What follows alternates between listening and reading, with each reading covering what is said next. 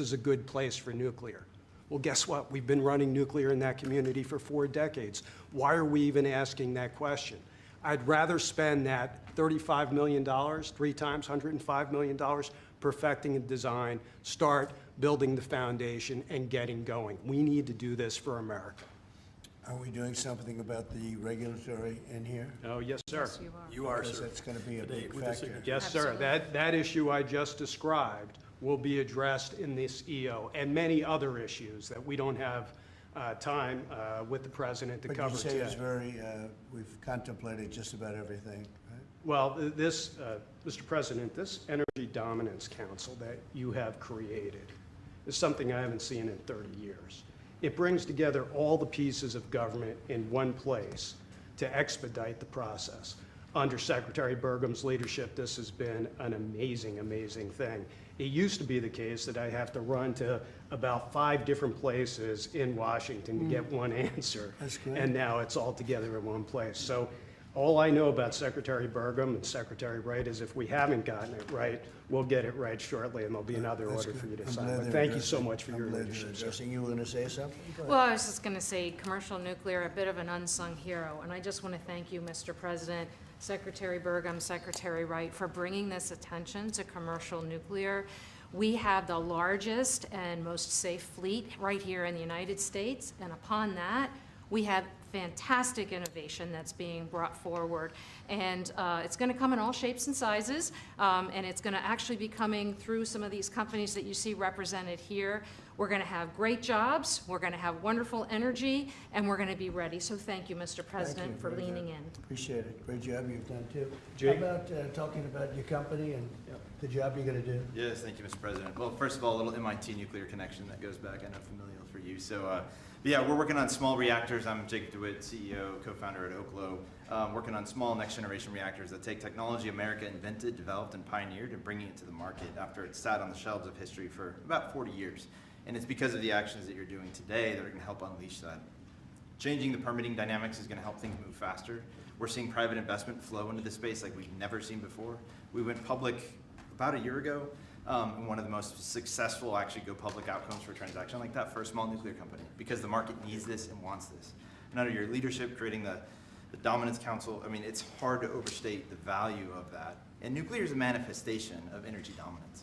In fact, a golf ball of uranium metal, which this is not, but it's a golf ball, has enough energy content in it to power your entire life's energy needs. I mean, it doesn't get any better than that. And to get back to building, nuclear uses the fewest materials, right? The least amount of concrete, of steel, of fuel for amount of energy it produces. So it should be the cheapest, the most scalable, the most sustainable. Just like you mentioned, Mr. President, about the importance of doing that right. The physics are on our side, and these things help unleash this innovation to actually realize that. So it's never been more exciting. Very exciting indeed. Go ahead, please. And I'm Scott Nolan, CEO of General Matter. We're an American enrichment company trying to bring back the U.S.'s lead in producing nuclear fuel. So just like car engines need fuel, nuclear reactors need fuel. Right now, the U.S. is completely dependent on other countries to make the key step of enrichment in this fuel. And these executive orders are going to pave the way for the U.S. to regain its lead.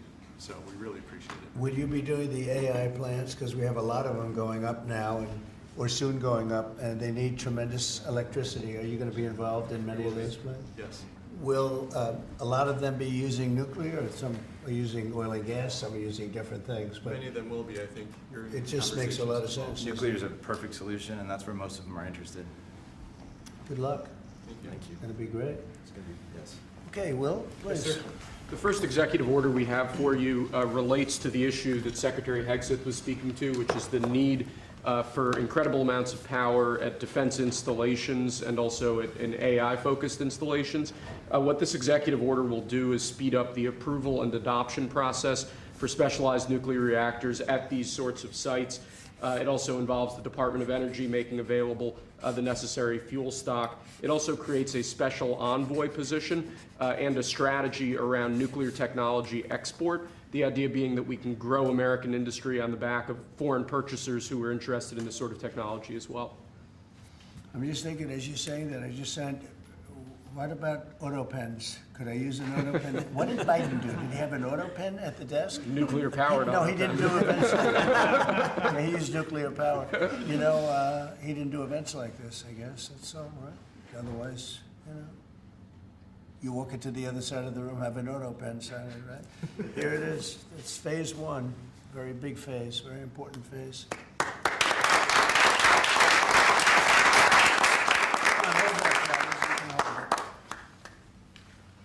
Sir, this next executive order is intended to reform the Nuclear Regulatory Commission. You heard a few of the people here speak about the complex regulatory processes that have really held the nuclear industry back. Before 1978, there were 133 reactors built in the United States.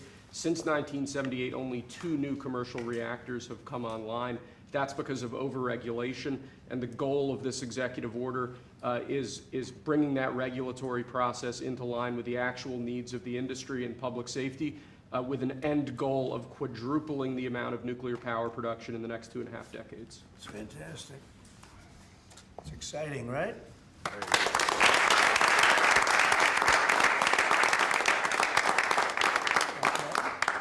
There you go.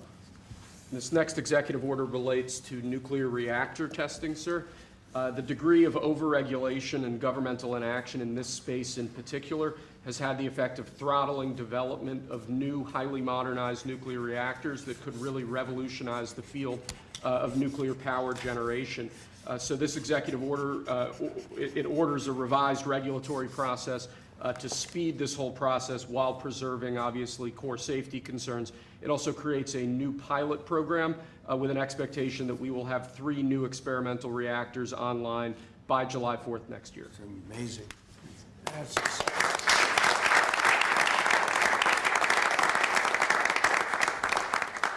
Okay, come on.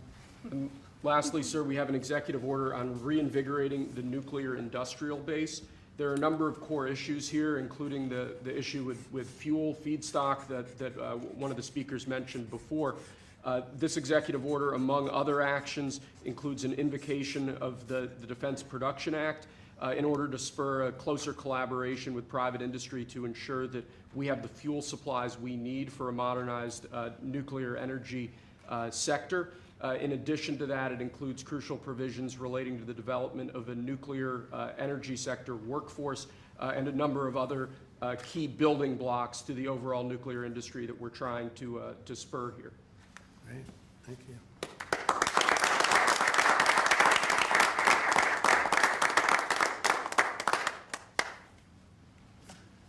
And we have one more for you here, sir. This doesn't directly relate to nuclear energy, but it's on a similar subject. This executive order is entitled Restoring Gold Standard Science.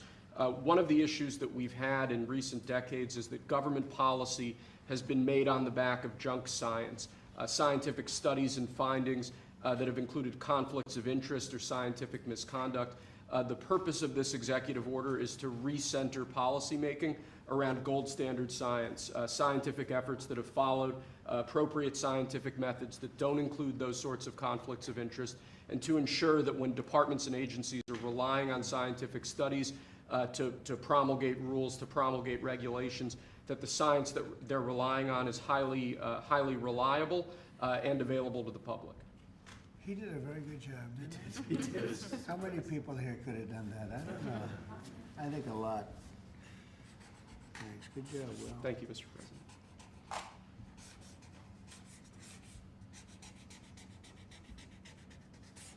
Is that it? That's all we have for you now, sir.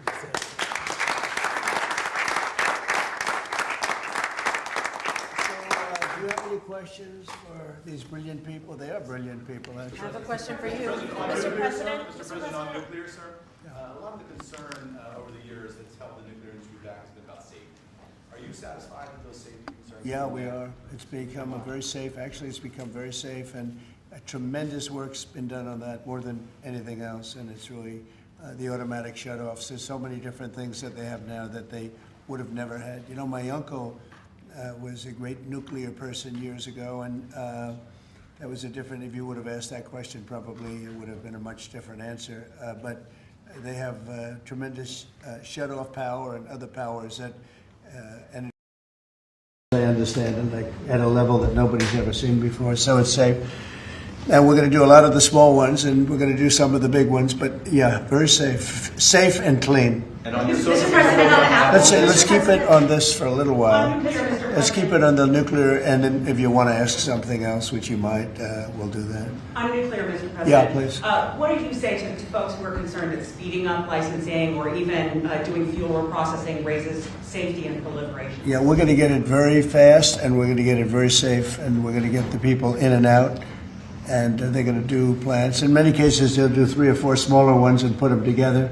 That's what France has done. France has done a good job of this for years, and they, as I understand it, they had basically one plan, and if they needed more, they'd do 3 or 4 or 5 of them. I don't know we have to go that far, but you know, there's something about building one big one. But we'll build the big ones too. We're going to have, I think I would say we'll be second to none because we're starting very strong.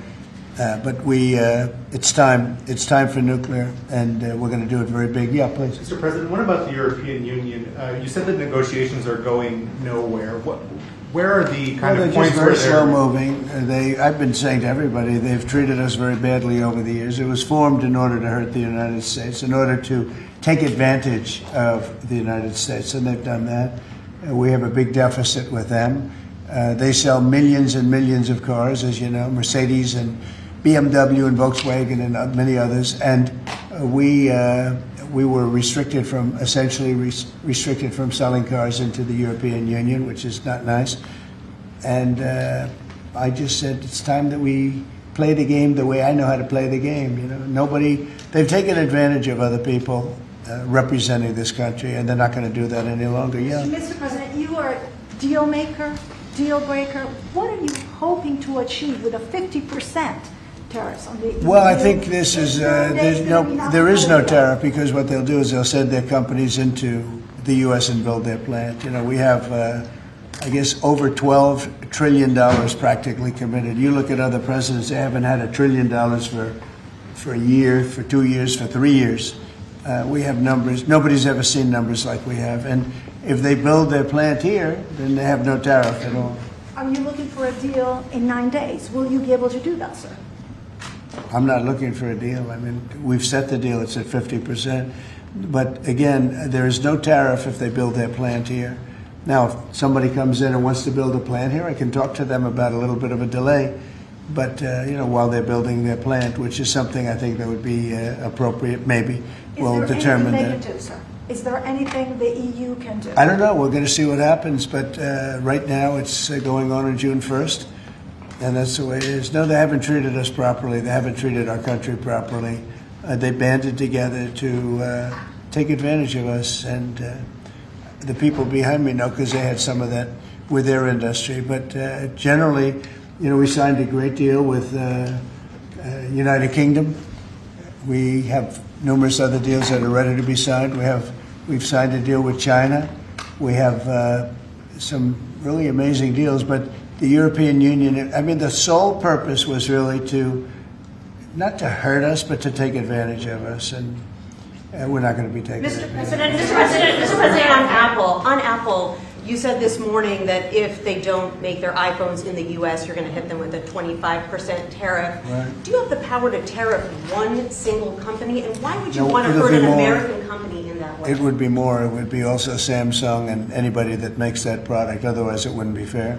So anybody that makes that product, and that'll start on, I guess, the end of June. It'll come out. I think we have that appropriately done by the end of June. So if they make that product. Now, again, when they build their plant here, there's no tariff. So they're going to be building plants here. But I had an understanding with Tim that he wouldn't be doing this. He said he's going to India to build plants. I said, that's okay to go to India, but you're not going to sell into here without tariffs.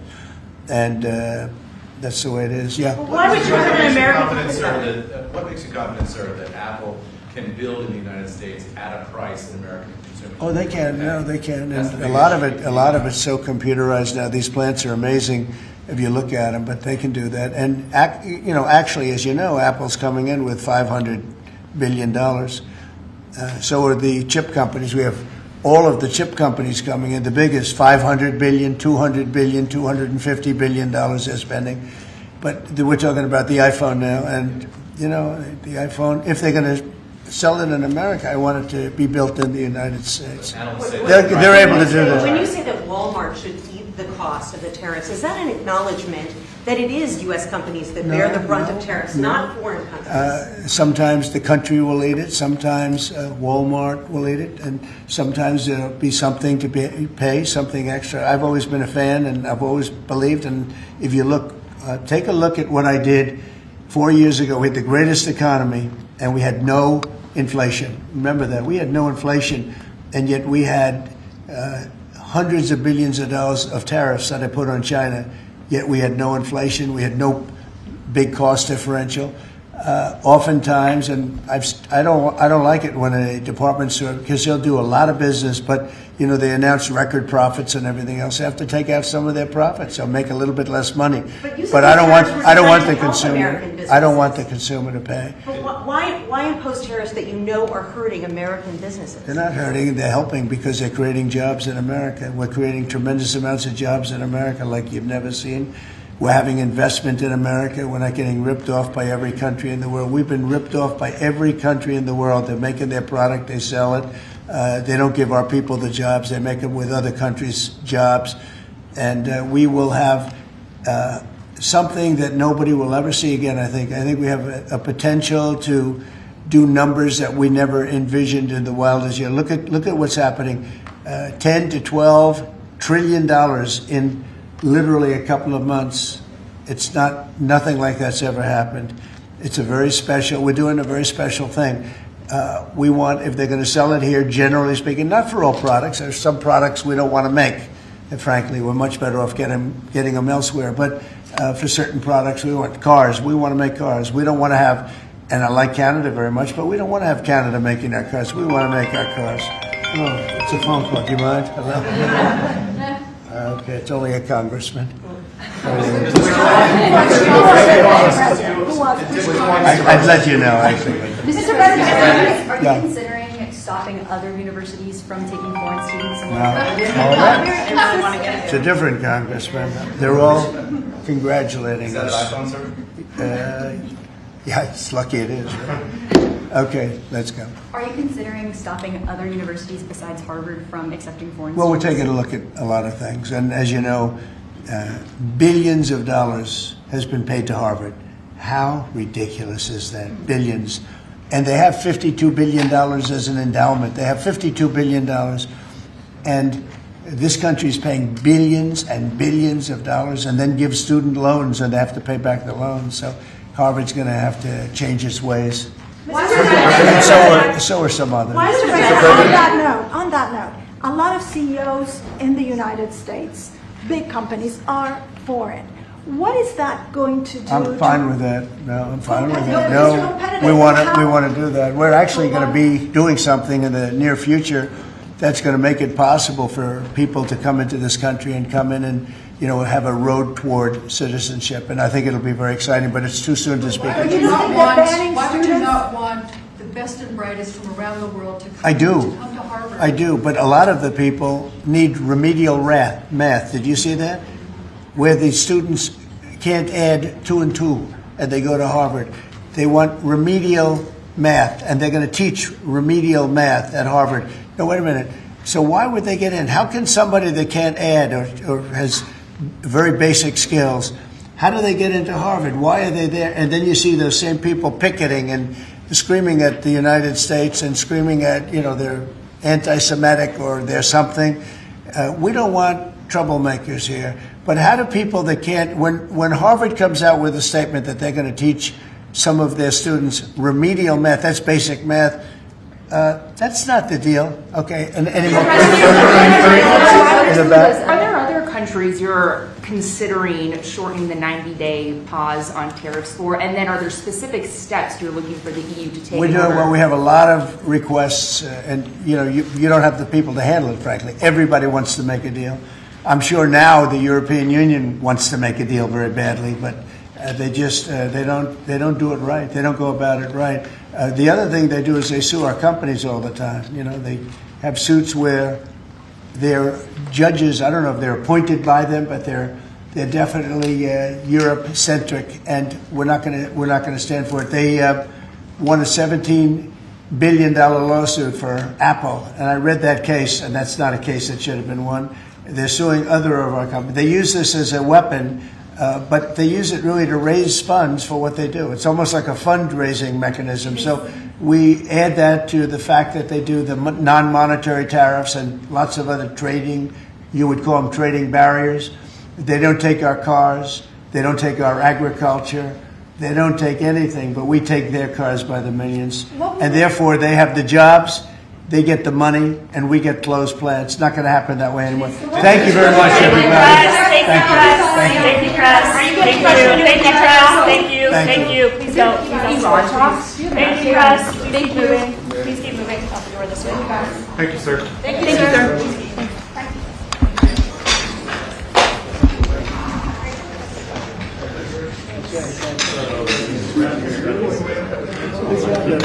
You think that's fun? You think that's easy? Huh?